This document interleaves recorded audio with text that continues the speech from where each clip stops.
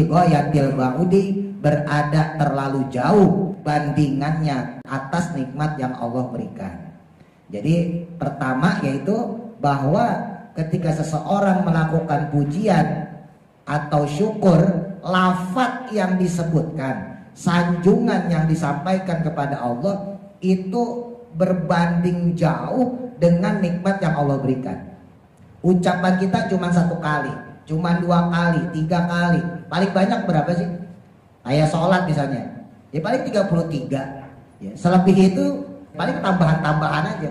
Sementara nikmat yang Allah berikan kepada kita itu gak pernah putus ya. Napas kita, mata kita, kuping kita, semuanya gak pernah putus. Harusnya nikmat yang gak pernah putus tadi diiringi juga dengan rasa syukur yang tidak pernah putus.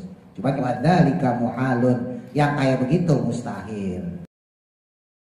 Buat orang yang dia menganggap syukurnya, pujiannya sepadan dengan nikmat Allah, berarti orang itu syirik. Jelas walam yakul lahu kufuwan ahad. Allah tuh nggak ada sekutunya, nggak ada yang sebanding dengan Allah. Kamu udah bersyukur? Bersyukur saya, alhamdulillah saya. Dia bilang gitu ya. Dia merasa pujiannya, rasa syukurnya sebanding dengan nikmat yang Allah limpahkan kepada dia, berarti orang itu syirik. Berarti orang itu menandingi Allah. Ya, ini saya pengen nyampein dualitasnya dulu ya, bahwa kita itu dihadapkan dengan kewajiban bersyukur, tapi nggak boleh bagi diri kita merasa syukur kita itu mengimbangi apa yang Allah berikan. Pujian yang kita sampaikan bisa menyamai, sudah sepadan dengan rahmat dan nikmat yang Allah sampaikan kepada kita. Enggak, jauh. Jadi manusia punya kelemahan, tidak mampu bersyukur dengan benar, dengan hakikat, ya itu menjadi sebuah kelemahan kita. Tapi di sisi lain Pak ya, itu juga menjadi bagian kelebihan kita. Kenapa? Justru dengan ketidakmampuan kita bersyukur untuk memuji Allah secara hakikat, itu menunjukkan bahwa kita hamba Allah, bahwa kita itu manusia yang lemah, bahwa kita itu makhluk. Tapi Allah gak senang dengan orang yang punya ilmu petatang petenteng, gak senang Allah dengan orang kaya yang petatang petenteng, gak senang Allah dengan pejabat yang petatang petenteng. Justru dengan seorang hamba yang dia mengakui kesalahannya, dia mengakui dosanya, termasuk dalam hal ini mengakui bahwa dia tidak mampu bersyukur secara hakikat sepenuhnya, justru itu dicintai sama Allah.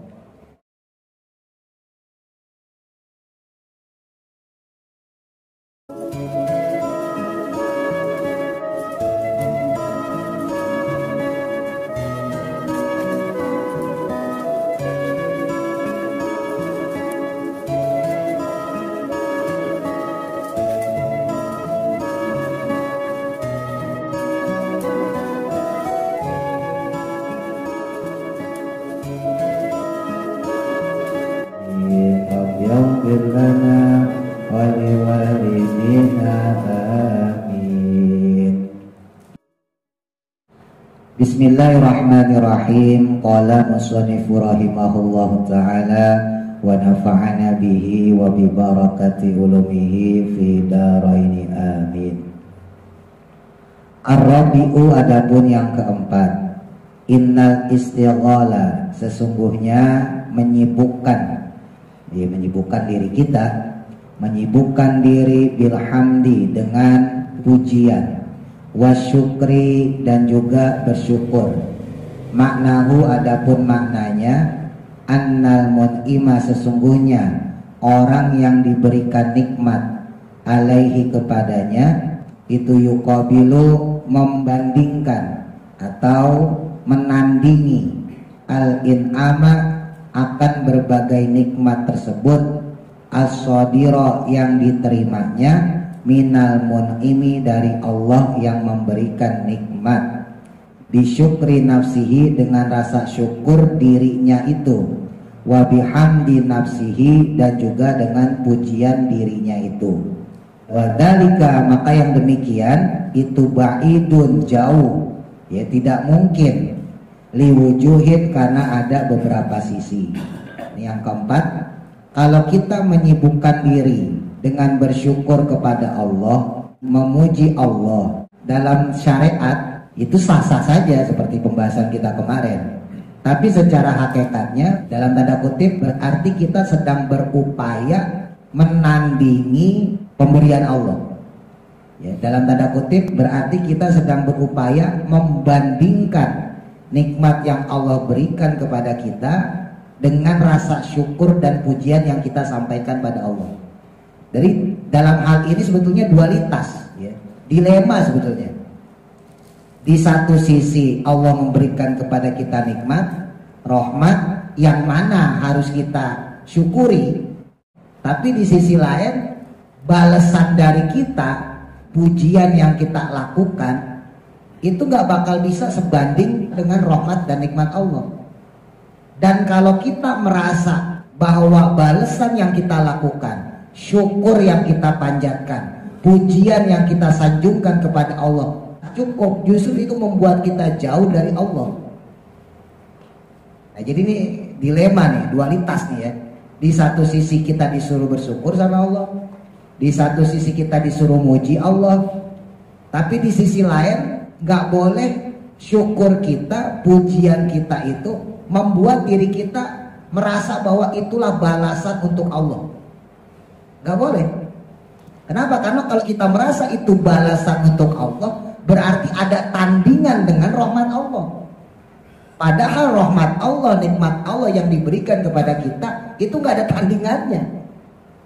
Maksudnya kemarin saya contohin misalnya, jantung kita gak pernah berhenti berdetak, ya, hidung kita bernapas, mulut kita, mata, kuping, terus kita balas hanya dengan alhamdulillah. Kita nggak bicara syariat ya, kalau syariat ya tetap bagus. Kita bicaranya secara hakikatnya. Kalau kita bicara hakikat, kita merasa kan dengan syukur aja cukup. Berarti rasa syukur kita, pujian kita kepada Allah itu menandingi yang Allah berikan kepada kita. Berarti kita menganggap bahwa rasa syukur kita, pujian kita sebanding dengan rahmat atau nikmat Allah yang diberikan kepada kita. Padahal di sini disebutkan wadzalika ba'idun, yang begitu jauh, nggak mungkin. Nah, makanya rasa syukur yang kita panjatkan, pujian yang kita sanjungkan kepada Allah, jangan menimbulkan sifat ananiyah, ya, jangan menimbulkan sifat angkuh, jangan menimbulkan sifat sombong, jangan menimbulkan sifat takabur. Karena pada hakikatnya kalau kita merasa kita sudah memuji Allah dengan sebenar-benarnya, kalau kita merasa kita udah bersyukur dengan secara hakikat, berarti kita membandingkan nikmat yang Allah berikan kepada kita dengan rasa syukur kita yang sifatnya fana. Gitu. Nah, di sini ada beberapa pertimbangan. Ahaduha, adapun yang pertamanya, inna ni'amallahi, bahwa sesungguhnya nikmat atau rahmat dari Allah itu kasiratun, banyak. Ya, nikmat Allah banyak. Kemarin kita bahas ya, wa in ta'udu nikmatallahi la tuhsuha. Kalau kita mencoba ngitung-ngitung nikmat Allah, kita nggak bakal sanggup untuk menghitungnya. La haddalah, yang tidak ada batas baginya. Nikmat Allah itu nggak ada batasnya. Sementara kita menerima nikmat ada batasnya. Fa muqabalatuha, maka adapun membandingkannya, membandingkan nikmat yang Allah berikan kepada kita bihadzal i'tiqadi, dengan i'tiqad ini. I'tiqad itu maksudnya keyakinan ya. Al-wahid yang satu, wa bihadhil lafdhati, dan dengan lafaz ini pula ya, lafaz syukur atau lafaz hamd yang kita sanjungkan kepada Allah, al-wahidati yang satu juga, itu fi ghayatil ba'udi, berada terlalu jauh bandingannya atas nikmat yang Allah berikan. Jadi pertama yaitu bahwa ketika seseorang melakukan pujian atau syukur, lafaz yang disebutkan, sanjungan yang disampaikan kepada Allah itu berbanding jauh dengan nikmat yang Allah berikan. Ucapan kita cuma satu kali, cuma 2 kali, 3 kali, paling banyak berapa sih? Kayak sholat misalnya, ya paling 33 ya. Selebih itu paling tambahan-tambahan aja. Sementara nikmat yang Allah berikan kepada kita itu nggak pernah putus. Ya, napas kita, mata kita, kuping kita, semuanya nggak pernah putus. Harusnya nikmat yang nggak pernah putus tadi diiringi juga dengan rasa syukur yang tidak pernah putus. Cuma kemarin kita bahas bahwa wadzalika muhalun, yang kayak begitu mustahil. Ya. Terus yang kedua, wasaniha, dan adapun yang keduanya. Ini penting nih, sekali lagi kita bahas tauhid ya. Kita bahas secara hakikat. Innaman, sesungguhnya orang yang dia itu i'tiqoda, dia mengiktikotkan, dia meyakini. Kalau ada orang kok meyakini, inna hamdahu, sesungguhnya pujiannya, wa syukrahu, dan juga rasa syukurnya, itu yusawi, menyamai ni'amallahi ta'ala, dengan nikmatnya Allah ta'ala, faqad asyroka, maka jatuhlah dia dalam kesyirikan. Dahsyat nih ya. Buat orang yang dia menganggap syukurnya, pujiannya sepadan dengan nikmat Allah, berarti orang itu syirik. Apa tuh syirik? Menyekutukan Allah. Kan Allah udah jelas, walam yakul lahu kufuwan ahad. Allah tuh nggak ada sekutunya, nggak ada yang sebanding dengan Allah. Maka ketika ada seseorang kok meyakini, kamu udah bersyukur saya, udah alhamdulillah saya, dia bilang gitu ya. Dia merasa pujiannya, rasa syukurnya yang dia sampaikan kok sama dengan apa yang diberikan oleh Allah, kok sebanding dengan nikmat yang Allah limpahkan kepada dia, berarti orang itu syirik. Berarti orang itu menandingi Allah. Paham ya maksudnya ya? Ini saya pengen nyampein dualitasnya dulu ya, biar bapak-bapak paham bahwa kita itu dihadapkan dengan kewajiban bersyukur, tapi nggak boleh bagi diri kita merasa syukur kita itu sudah mencukupi, bahwa rasa syukur kita itu mengimbangi apa yang Allah berikan, bahwa pujian yang kita sampaikan itu sudah bisa menyamai, sudah sepadan dengan rahmat dan nikmat yang Allah sampaikan kepada kita. Enggak, jauh. Bahkan seandainya kita menganggap itu sepadan, bahkan seandainya kalau itu kita anggap seimbang, wah seimbang dong, kan saya sudah bersyukur, saya kan sudah alhamdulillah, kok kita menganggapnya sepadan, kita menganggapnya seimbang, musyrik kita. Musyrik berarti kita menyamai diri kita dengan Allah. Ini tauhid sekali lagi ya, kita bicara tauhid. Nah soalnya nggak sedikit orang menganggap dirinya itu bisa melakukan segala sesuatu itu karena dasar kemampuannya itu. Wahada, dan adapun inilah makna qaul Wasiti, maknanya qaulnya Imam Al-Wasiti. Ini salah satu imam ahli hakikat. Imam Al-Wasiti bilang asyukru, adapun syukur itu syirkun, bisa menjadi penyebab kesyirikan. Ya, kalau syukur yang kita lakukan itu semata-mata muji Allah, ya, yang kita lakukan itu murni lillahi ta'ala gitu. Tapi kalau menganggap syukur yang kita lakukan itu sepadan, maka kata Imam Al-Wasiti itu terkategorikan musyrik. Jadi masuk dalam kategori musyrik. Kalau kita melihat sesuatu perkara gitu ya, maka harus dikembalikan kepada Allah Subhanahu wa taala. Walaupun kalau buat kita yang awam susah, Pak. Tapi tetap usahain jangan sampai ada ananinya. Jangan sampai ada rasa aku. Wah, saya kan bisa sholat karena saya bisa sedekah karena saya bisa zakat karena saya puasa ya karena saya. Enggak. Semuanya atas bantuan Allah. Ya. Kalau kita mikirnya kayak begitu, maka rasa syukur kita, pujian kita itu nggak bakal bernilai musyrik. Saya ulang ya. Jadi kalau kita merasa bahwa diri kita itu melakukan semua itu karena kebisaan kita, karena kemampuan kita, maka seakan-akan kita itu menandingi kehebatan Allah. Justru dengan kita menganggap bahwa ini adalah dari Allah. Saya misalnya bisa mengajar bapak-bapak karena saya diberikan ilmu oleh Allah. Bapak-bapak bisa hadir di sini, ngaji bareng kita, itu karena hidayah dari Allah, kesempatan dari Allah. Kita bisa sholat, kita bisa puasa, kita bisa datang ke majlis-majlis taklim, majlis-majlis zikir, majlis-majlis maulid. Semuanya yang kita lakukan itu atas bantuan pertolongan Allah. Nah, jangan sampai kita menganggap itu atas kebisaan kita, karena kemampuan diri kita. Nah, yang seperti itu, syukur yang seperti itu, kalau kata Imam Al-Wasiti, itu justru musyrik. Berarti menganggap dirinya itu sama dengan Allah. Bahkan jangan-jangan dia merasa dirinya lebih hebat dari Allah. Makanya kan dosa sombong itu diampuninya sulit. Ya. Durhaka pada orang tua dosa gede, tapi insya Allah kalau kita tobat diampunin. Bahkan orang yang nggak sholat, dia tobat bisa diampunin sama Allah. Tapi kalau sombong itu sulit. Kenapa? Karena orang sombong itu nggak mengakui kesalahan diri dia, nggak mengakui kelemahan diri dia.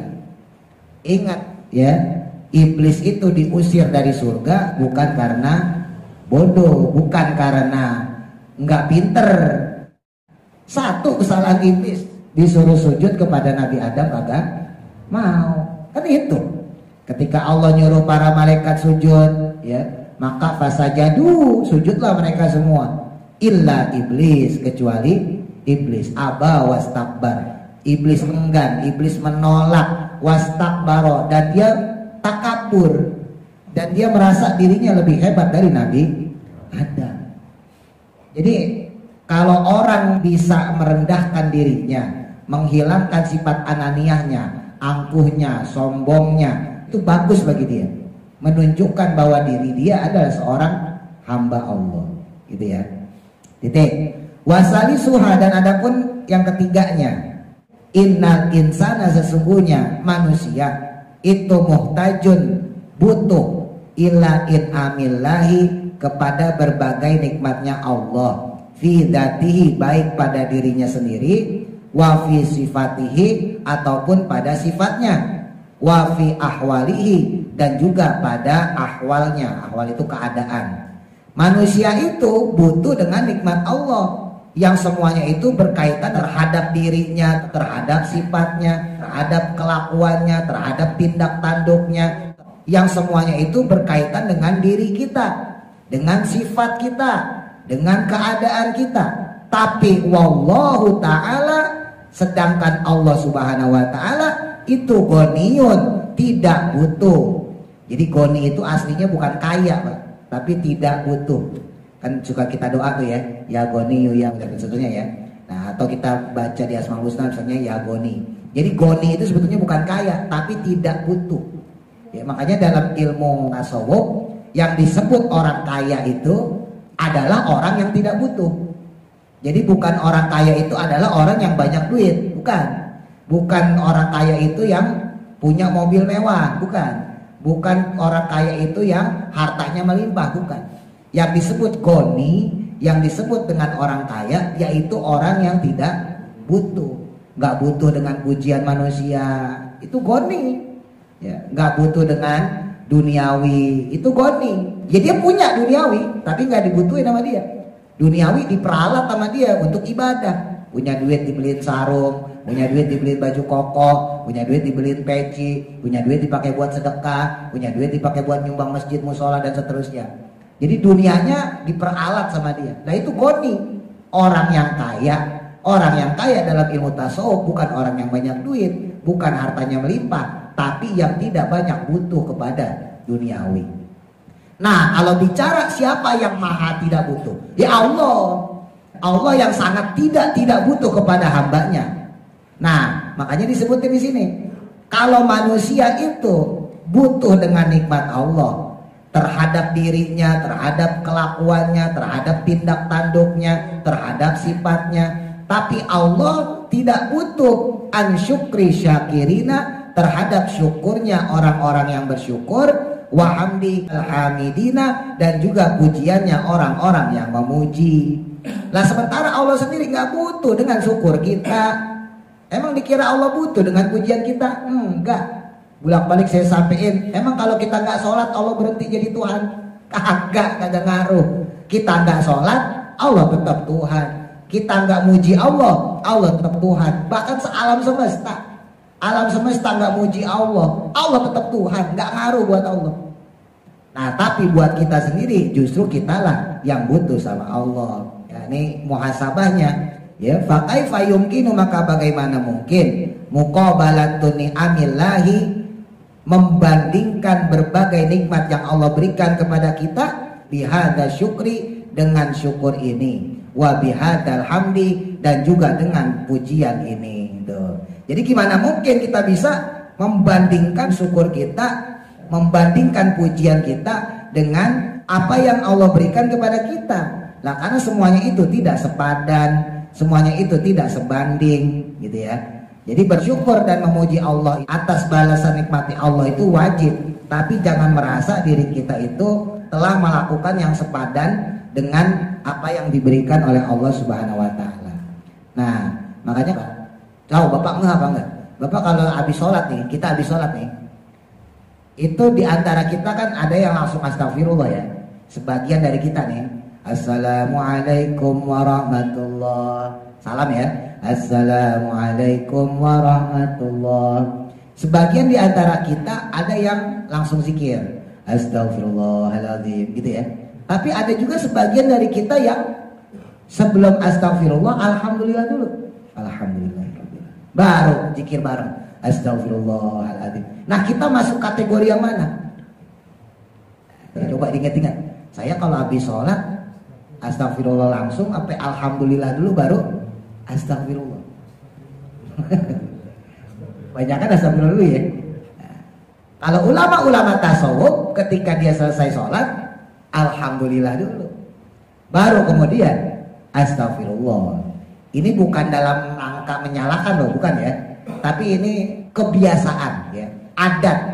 Jadi adatnya ulama-ulama hakikat itu ketika selesai melakukan ibadah itu alhamdulillah dulu. Sementara adatnya ulama-ulama syariat ya, fuqaha ya, ulama-ulama fikih itu ketika selesai melakukan ibadah apapun itu termasuk sholat ya istighfar. Ya, istighfar karena merasa dalam ibadahnya itu ada kesalahan, kan gitu kan? Dalam sholat kita, dalam ibadah yang lain lah gitu ya, pasti ada kesalahan. Makanya ketika selesai melakukan ibadah istighfar, astagfirullah. Tapi kalau ulama-ulama hakikat, ulama tasawuf, ketika selesai ibadah yang diucapkan pertama alhamdulillah. Kenapa? Karena tanpa bantuan Allah, tanpa rahmat Allah, gak mungkin ibadah itu terjadi.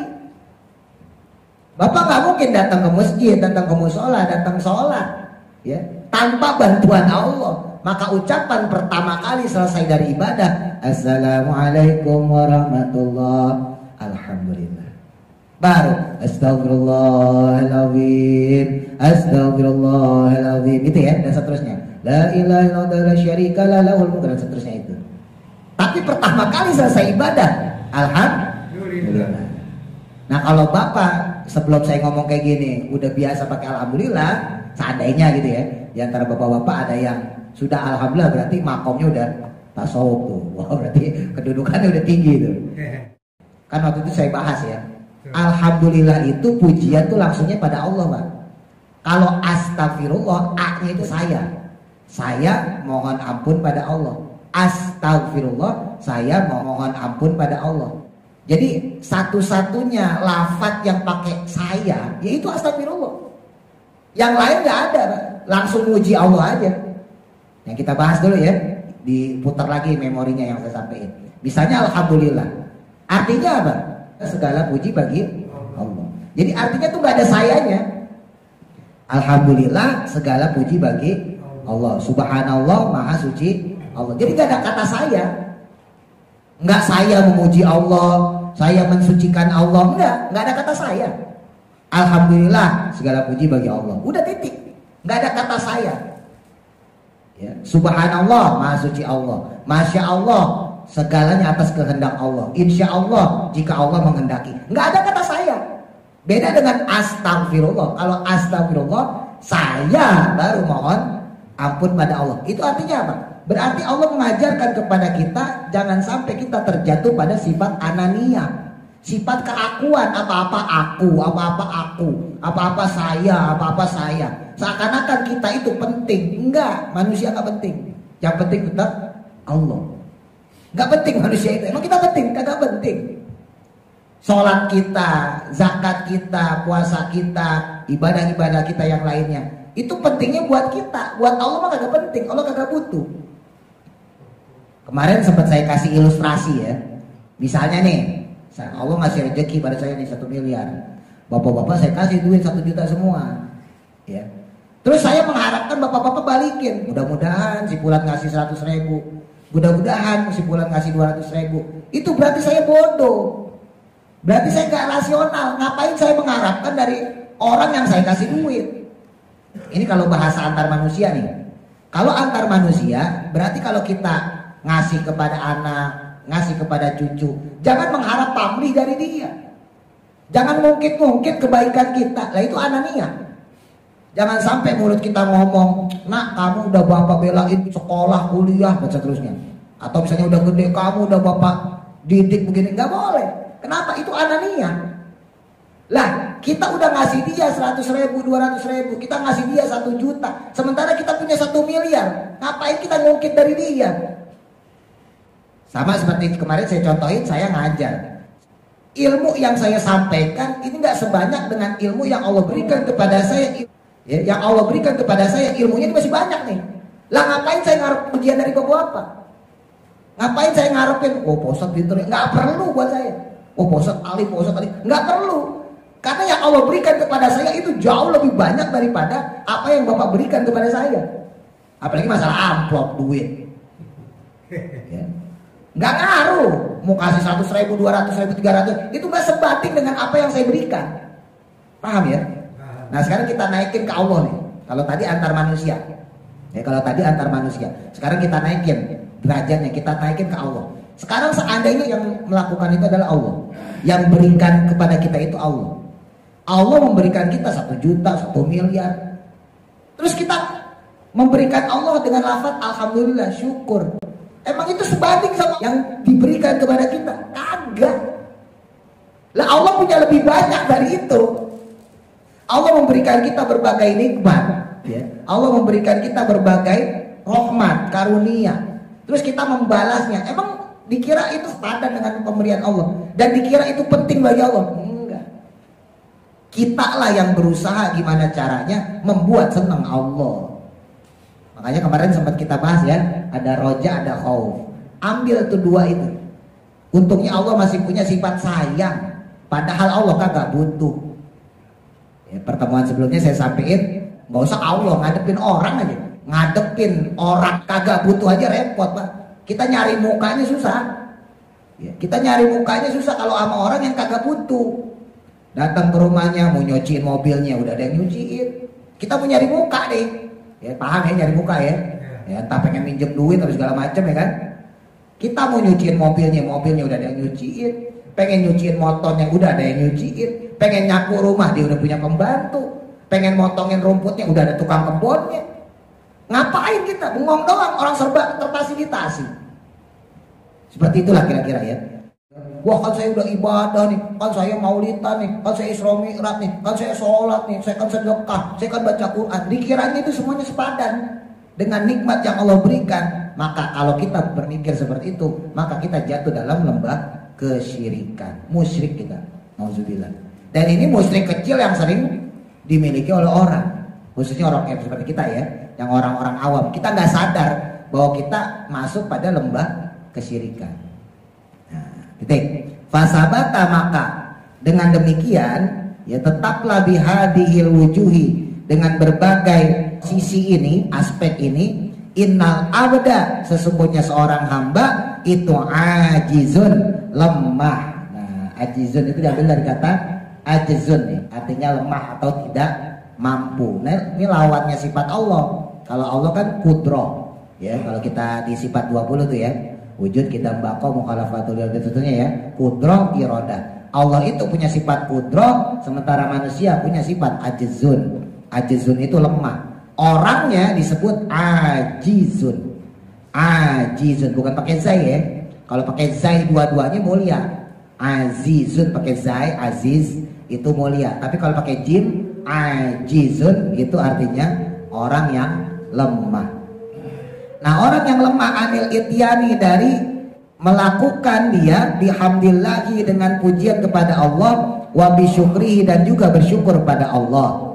Falihadihi daqiqati, maka oleh karena perincian ini, lam yakul maka tidak mungkin mengucap ya Allah Subhanahu wa taala ihmadullah dengan perintah ihmadullah, pujilah Allah. Nah ini kata perintah ya, ihmadu itu artinya pujilah Allah ya. Kata perintah dalam bahasa Arab namanya fi'il amr.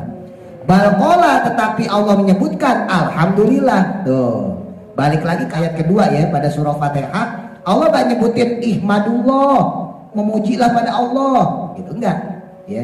Allah nyebutnya alhamdulillah aja gitu. Jadi bukan kata perintah ya, memujilah kamu pada Allah. Li'anahu karena sesungguhnya lauqala jika saja Allah berfirman ihmadu dengan lafaz ihmadu ya, ihmadullaha pujilah Allah. Kalau Allah kok memerintahkan seperti itu, faqad kalafahum maka niscaya Allah telah membebani mereka, ya membebani kita manusia, ma dengan perkara la taqata yang tidak akan mampu lahum bagi mereka bihi dengannya. Tuh. Kalau Allah kok nyuruh kita ngucapnya ihmadullah, ya Allah memerintahkan kita pujilah Allah dengan kata perintah berarti jadi wajib tuh tiap saat. Nah maka sama saja Allah membebani sesuatu yang tidak mungkin kita lakukan. Kalau di dalam Quran yang sering kita baca ya pas lagi tahlilan, la yukallifullahu nafsan illa wus'aha. La yukallifullah, tidaklah Allah membebani ya nafsan seorang jiwa, seorang hamba kita nih, illa wus'aha kecuali berdasarkan kemampuannya. Jadi Allah memberikan apapun pada kita, baik secara nikmat ataupun ujian, itu pasti sesuai dengan kapasitas kemampuan kita. Kalau Allah beri sakit kepada kita, ya karena kita pasti bisa melakukan ibadah dengan rasa sakit itu. Kalau kita diberikan kesusahan, ya pasti bisa. Karena Allah Maha tahu, kita pasti bisa tetap ibadah walaupun dalam kesusahan. Kalau kita dikasih macam-macam ya, ujian dan sebagainya, bahaya ya, bala dan sebagainya, itu tetap Allah tahu standar kemampuan kita. Standar kemampuan kita tuh Allah tahu sejauh mana, sekuat apa kita melakukan ibadah.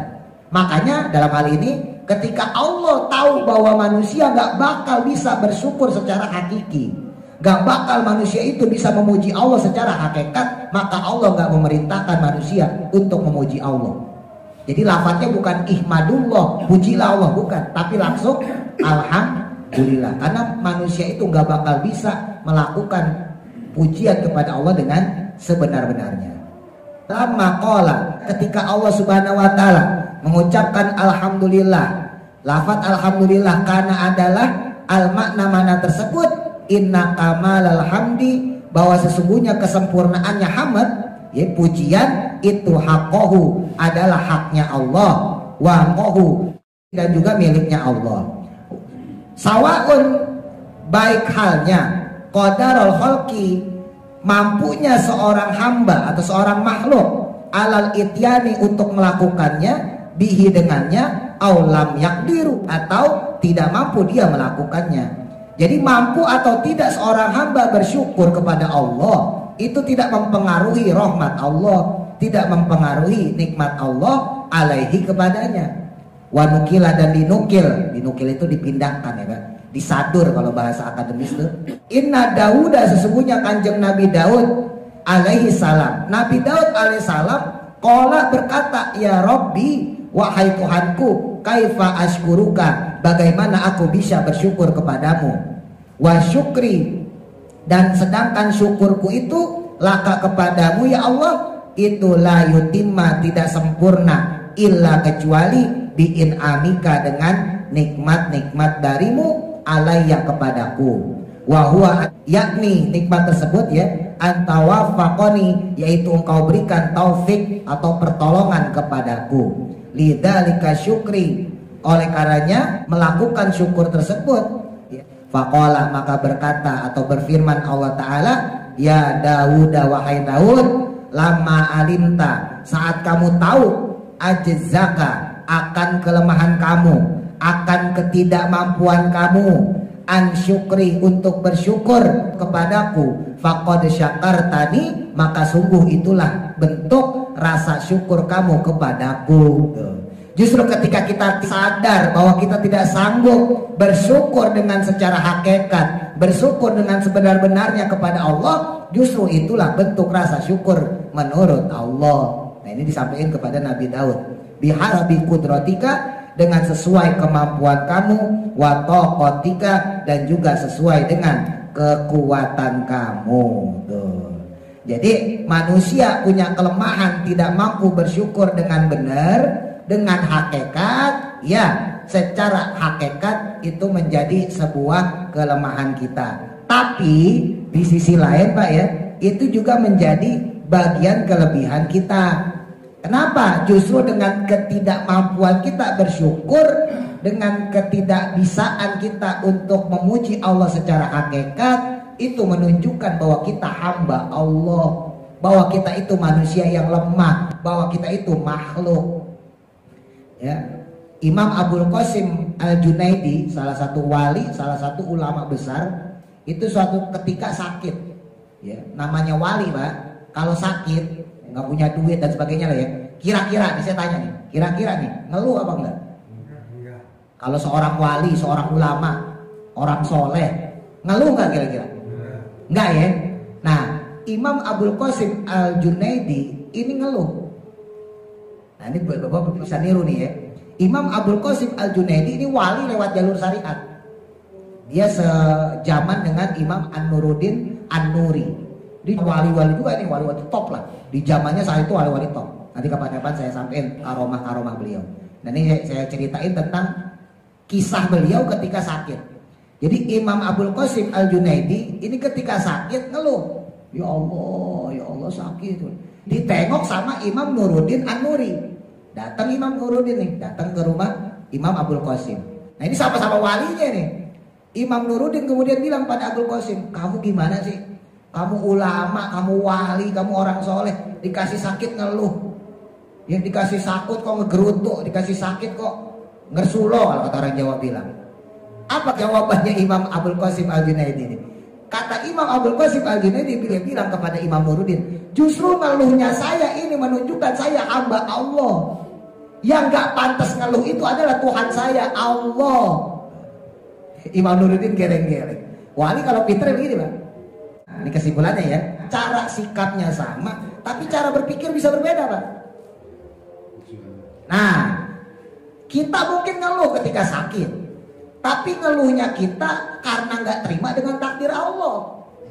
Sementara wali ngeluhnya itu merasa karena dirinya hanya manusia biasa yang nggak bisa ngeluh dan nggak boleh ngeluh ya Allah. Untuk menunjukkan bahwa saya biasa, bahwa saya makhluk lemah, wahai Imam Nuruddin, maka saya sekalipun saya waliullah, saya tetap ngeluh. Ya Allah sakit. Tapi ngeluhnya itu untuk menunjukkan bahwa diri dia lemah. Kalau kita ngeluh karena nolak takdir. Paham ya? Jadi seringkali kelakuan kita sama, tapi cara berpikirnya beda. Punya duit sama. Ulama punya duit, orang awam juga punya duit. Tapi ulama punya duit dipakai buat berjuang, Pak. Dipakai buat dakwah, dipakai buat macem-macem. Lah orang awam punya duit, dipakai buat Oh iya, buat seneng-seneng. Sama-sama punya duit, tapi cara berpikirnya berbeda. Nah jadi mulai sekarang kalau ngeluh silakan, tapi pakai caranya Imam Abul Qasim Al-Junaidi. Bahwa ketika kita mengeluh itu bukan karena kita menolak takdir Allah, tapi karena berdasarkan memang diri kita manusia yang ajiz, yang lemah, kita itu nggak mampu. Sementara di sisi lain kita harus bersyukur pada Allah. Justru ketidakmampuan kita, ya, ketidakbisaan kita untuk sepenuhnya bersyukur memuji Allah itu tanda kelebihan kita sebagai manusia. Jadi kelemahan kita itu sebagai kelebihan kita. Paham ya? Jadi jangan dianggap ketidakmampuan kita, nggak bisanya kita bersyukur, nggak mampunya kita memuji Allah secara hakikat, dianggap kelemahan enggak. Oke, di satu sisi itu kelemahan. Tapi justru yang begitu itu disenengin sama Allah. Nabi Daud, kurang apa Nabi Daud? Nabi Daud kalau bikin baju besi, bikin pedang Pak, nggak pakai dipandai lagi, kagak pakai dibakar, dicelup, pakai tangan. Itu Nabi Daud. Nabi Sulaiman, anaknya, ya Nabi Daud ketika lengser yang jadi raja Nabi Sulaiman. Sulaiman itu anaknya Nabi Daud. Sulaiman bin Daud sama. Nabi Sulaiman kalau bikin baju besi pakai tangan doang, Pak. Enggak pakai alat itu pakai tangan kosong. Bikin pedang, bikin perisai, bikin tameng, pakai tangan. Nabi Daud, Nabi Sulaiman siapa yang nggak tahu kekayaannya? Hartanya melimpah. Begitu aja dengan harta yang banyak itu, dia ngomong pada Allah, ya Allah, di doa beliau tadi ya Rob, saya kan nggak bisa bersyukur kepada Engkau secara hakikat. Saya nggak bisa memuji Engkau dengan sebenar-benarnya ya Allah. Terus gimana cara saya bersyukur ya Allah? Apa jawaban Allah? Justru dengan pengakuan kamu yang tidak bisa bersyukur, dengan pengakuan kamu yang tidak bisa memuji aku dengan sebenar-benarnya, itulah syukur kamu. Paham ya? Jadi ketika orang tidak mampu lalu diakui, itulah sebenar-benarnya hamba. Kira-kira Pak, Allah lebih senang hamba yang mengakui ketidakmampuannya, ya, mengakui kesalahannya, mengakui dosanya, atau seorang hamba yang meninggikan derajatnya? Pasti mengakui kesalahan. Emang dikira Allah senang ngelihat orang pintar, wah tantang bener, dikira senang? Kagak. Emang bener Allah yang nyiptain dia, emang bener Allah yang ngasih ilmu kepada dia. Tapi Allah gak senang dengan orang yang punya ilmu petantang petenteng. Gak senang Allah dengan orang kaya yang petantang petenteng. Gak senang Allah dengan pejabat yang petantang petenteng. Justru dengan seorang hamba yang dia mengakui kesalahannya, dia mengakui dosanya, termasuk dalam hal ini mengakui bahwa dia tidak mampu bersyukur dengan nikmat yang Allah berikan kepada dia sepenuhnya. Justru itu dicintai sama Allah. Jadi kalau pengen jadi orang yang bersyukur dengan syukur yang hakikat, akuin juga bahwa syukur yang kita lakukan pada Allah, hamid yang kita lakukan, puji yang kita lakukan pada Allah, itu bukan sebenar-benarnya syukur. Wallahu a'lam. Mudah-mudahan manfaat. Al-Fatihah. A'udzubillahi minasyaitonir rajim. Bismillahirrahmanirrahim. Alhamdulillahirabbil